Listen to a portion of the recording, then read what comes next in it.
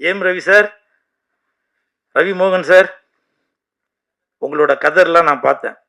அந்த வீடியோவை எடுத்து நான் யாருக்கு அனுப்பணுமோ அந்த வீடியோவை அனுப்பிச்சேன். எல்லா குடும்பத்திலையும் பிரச்சனை இருக்க தான் சார் செய்யுது. யாருக்கு பிரச்சனை இல்லை? எவ்வளோ பெரிய ஆள் வேணா எடுத்துக்கங்க. சினிமா மட்டும் இல்லை, அரசியல், தொழிலதிபர் யாராக இருந்தாலும் சரி, பிரச்சனை இருக்கு தான் செய்யுது. நீங்கள் அதை வெளியில் கொண்டு வந்து வேடிக்கை பார்க்குற நிலைமை தான் வந்திருக்கு. பல பேர் சப்போர்ட் பண்ணுவாங்க, பல பேர் எதிர்ப்பு தெரிவிப்பாங்க.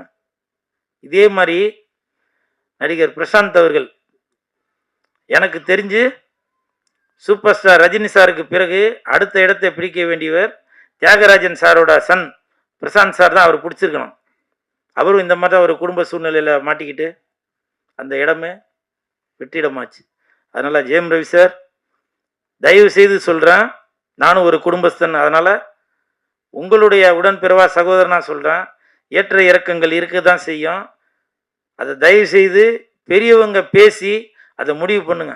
ஏன்னா இந்த நேரத்தில் வார்த்தைகளை கொட்டிட்டாக்க, ஏன்னா உங்களுக்கு 2 பசங்க இருக்காங்க, நான் அவங்க பசங்களுக்காக தான் வாழ்ந்துட்டு இருக்கேன்னு 2 பேருமே மாறி மாறி சொல்லிட்டு இருக்கீங்க.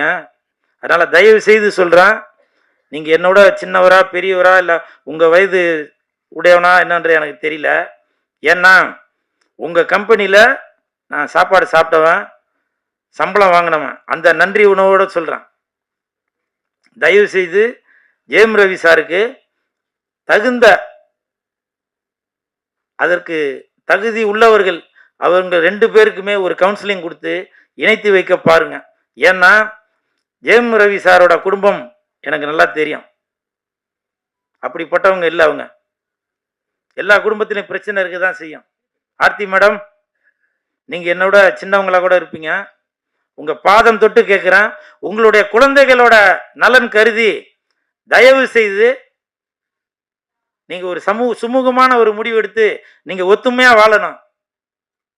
ஜெயம் ரவி சார், நீங்கள் கோவத்தில் சொல்கிறீங்க நான் இனிமேல் நடிக்க போகிறதில்ல அப்படின்னு. எனக்கு சினிமா இண்டஸ்ட்ரியை சேர்ந்தவங்க சொன்னாங்க, சேட்டலைட்டு நல்லா வியாபாரம் ஆகிறது ஜெயம் ரவிக்கு தான் அப்படின்னு. அப்படிப்பட்ட ஒரு மனிதரை ஏன் தமிழ் சினிமா இழக்கணும்? உங்களுடைய குடும்ப சூழ்நிலைக்காக எதுக்கு பல தொழிலாளர்களோட வாழ்வாதாரம் பாதிக்கணும்? அதனால் ஜெயம் ரவி சார், ஆர்த்தி மேடம், தயவு செய்து நீங்கள் இல்லைனாக்கா வேற யாரோட ஒத்துழைப்பும் இல்லாமல் நீங்களே பேசி ஒரு முடிவு எடுங்க. ஏன்னா நான் குடும்பஸ்தன், எனக்கு தெரியும். எனக்கும் பல துன்பங்கள் இன்ன வரைக்கும் இருந்துட்டு தான் இருக்கு. எல்லாத்தையும் நான் சமாளித்து தான் போயிட்டு இருக்கேன். அதுதான் குடும்பம். ஸ்டேஜில் உள்ளவங்களுக்கு பல பேருக்கு தெரியும் அது.